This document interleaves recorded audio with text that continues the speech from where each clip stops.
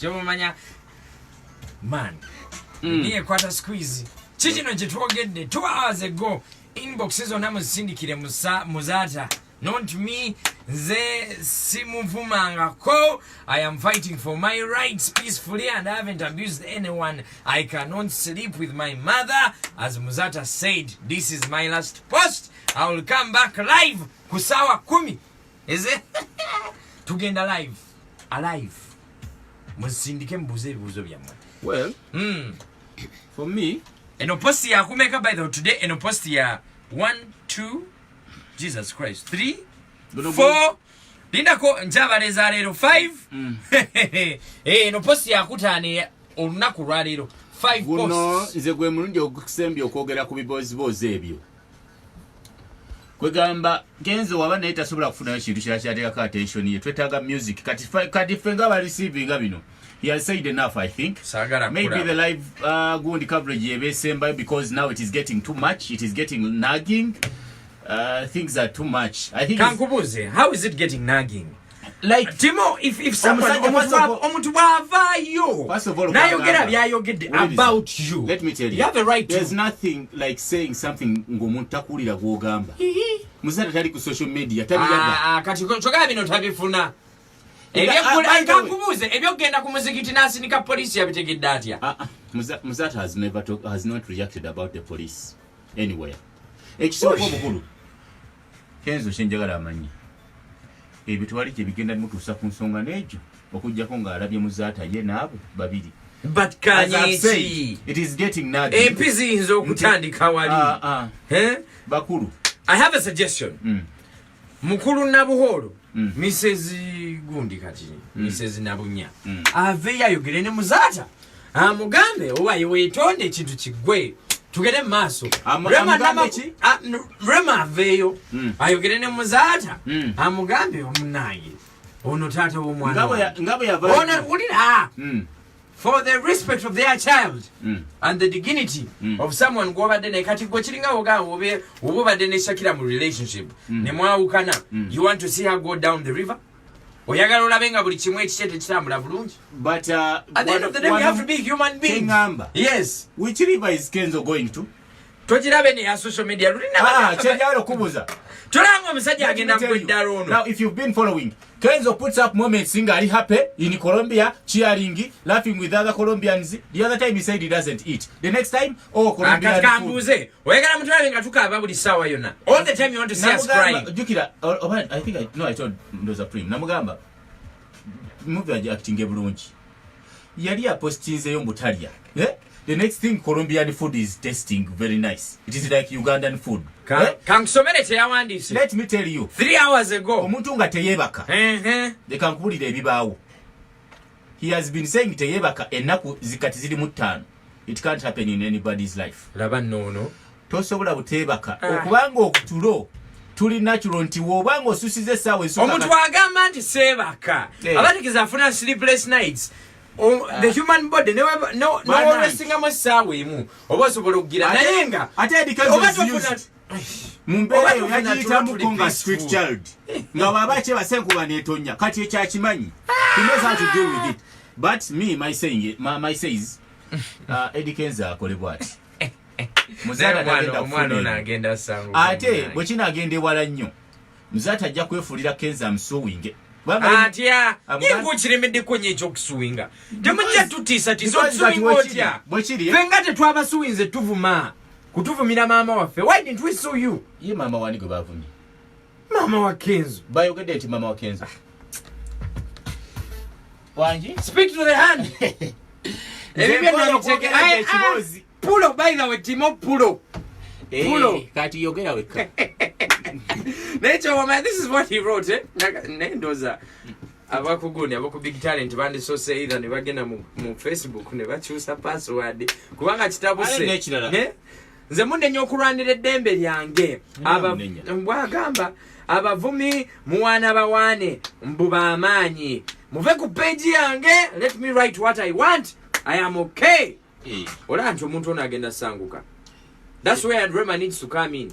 Before you know it, omwana agenda kusukiza Colombia Lamborghini. Let me tell you.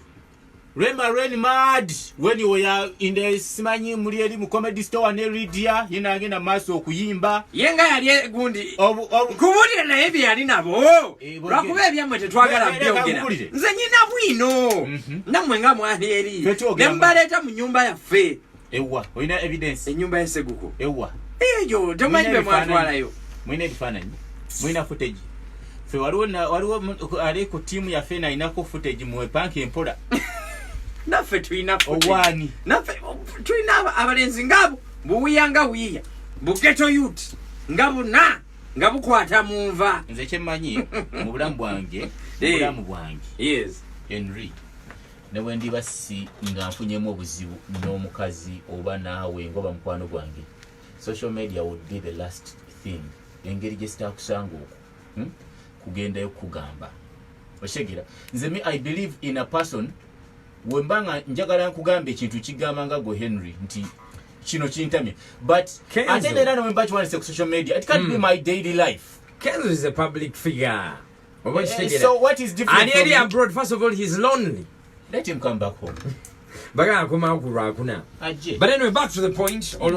Rema veyo agamuzata tata wana achireke achireke munyize nnyo bannange akati muvudde mu buntu mufuse animals tutegeka kugumbingwaga zaffe mukolo ewakezo tusoke tunyige mukolo era nenkya ne waba akoze ekirala ekipya nga kikwalagana kuye nemuzata tugenda bayimbira ogenda nekwa kayimba kayimbe na ulidde okakuba kumacha bannange omwana onasanguse Kezo, we are praying for by you. The way, he's the same person. Drink water and keep calm.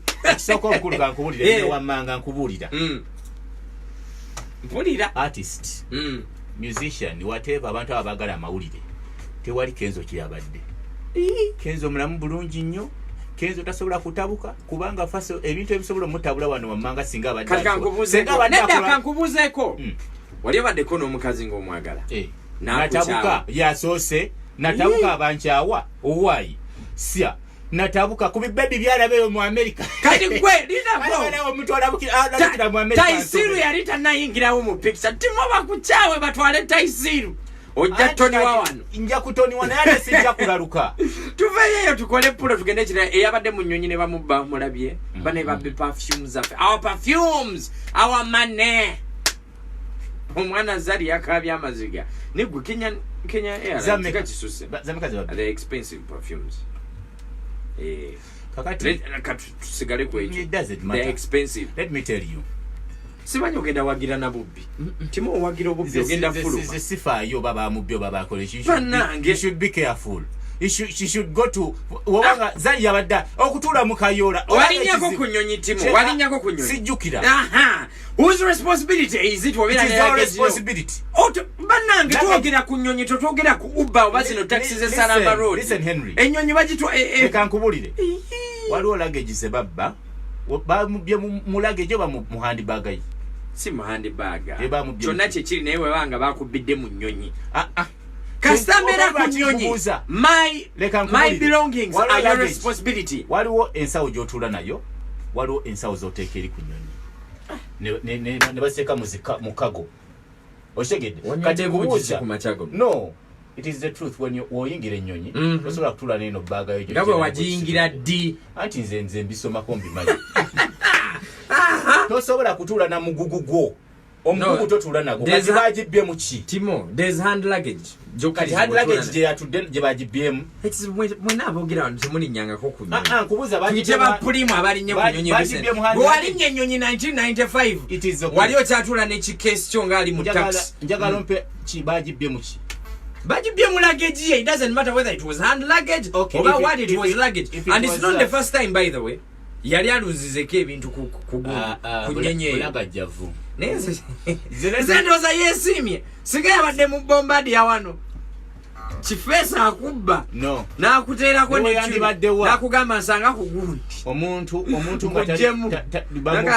waliwo abantu ababbika kati n'ekirala zaali akimanyi adde atudde mu first class yabadde atuddewa kubanga si VIP yatudde mu kiyoola olaba ebintu ebyo mutugamba oteeka otula mu nnyonyi n'omanya wawe otudde naddala abantu ng'abo ng'onaavayo lange nti baakubye bw'otula mu buffe bakiyola tukuyiiya tatunyumiza ezo mboozi ze wema ntudde mu nnyonyi mba njagala mbeere comfortable neebaka ebintu byange mbikanyuge kati kankubule munange ebintu ebyo bibeera tebibeera mu economy bibeera mu VIP business class kati yadde atudde mu economy yadde mu Kenya olinga agamba nti kaba mubbe balyose ne bamubba enyonyi gye batasera yadde atudde mu economy tuveeyo eyo pulo tuleeta tuni banayi tuleeta tuni olunaku olwaleero wulira listen Yo, this is what you've been waiting. Remix. Harold Remix. Oyinza oba tokawulidde bulungi kankakuddire mu 1 2 3 enter. Yo, this is what you've been waiting for. I DJ Harold Remix. Chimala. DJ who? Chimazani. Ne mwana jakubwa emiggo one of these days. DJ Harold Remix. Twazemu oluyimba olwa gundi amaaso vinka Winnie Nwaji netutuzaamu The Myth netutuzaamu Fefe Busi and then of course beat mpya ya DJ Harold created, scratched, manufactured, caressed and done by DJ who? DJ Harold. Kenzo twesonyiwe. Owakitegera. I think it's a good thing for DJ Harold. Ero nako radero bakola ki ba shooting so video. Harold yakoze beat from scratch. Yeah. Buli kimu. Nagenda ku songs of course deal negwa. Olimba lugenda ba actually lufu. I think it's already out. What will get it. So, yes. Kitegeza nti yenga ye sibe bino bya DJ na DJ Harold stroke producer. Balinga ba DJ, let me see.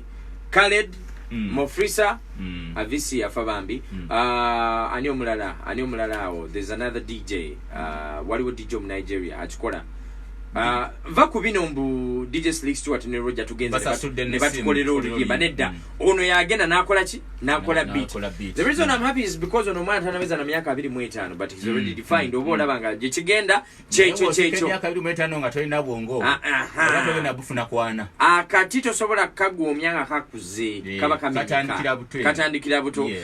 I love the creativity olimba katululinde tulabe watagwana naye kakati bino wamanga Harold ateeko bitegeera biliwa olimba olusenga lugenda olasimayo yogera nafe bayizo mu basente obalugenda ku YouTube yani sente zaffe zaitu ebyo tannabitegeera naye project yesoose given the fact that project yesoose eriko abayimbi ba swangs. Actually, Uganda's like top 4 artists. Eriko Winnie Nwaji, eriko Vinka, eriko Myth, eriko Fefe Busi. Ekiralo bo banjaje. Ekiralo kyemba manja sente zivamu nga limba likutu. Kati Harold tanda manya sente ziva. Musajja watu. Neka tukubireko ku bugalo. Kyonna kye kiri weewaawo. Naye nga ekisoko bukulu ayigiriza kijja ku motivating other. I know there are some other DJs. Production ebera talent kati dena producing echi.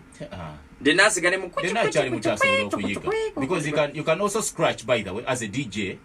Na ebera production no government after producer okuteka nteke music ebyo byonna Harold yabina mu Harold yakola beat na scratching kati waliwo abasobola okuscratching abokka okusinga okubeera nga tolina kyokoze neze kyeneeralikidde kiri kimu olaba bu baby abadde abulira wano kukuchu ate kati ayongedde mu beat alowooza bu baby butuuka baby bwagala kati ekiddaka nkugambye wabanga sente tezivudde muli kutandika mulabanga simanyi olimba oli mu Vinka nani ne mu video mwali agenda ba avimbidde muli kyemwagala ko tayogera mu luyimba omanyi DJ Khaled DJ Khaled ayogera bulungi naye ate maybe yes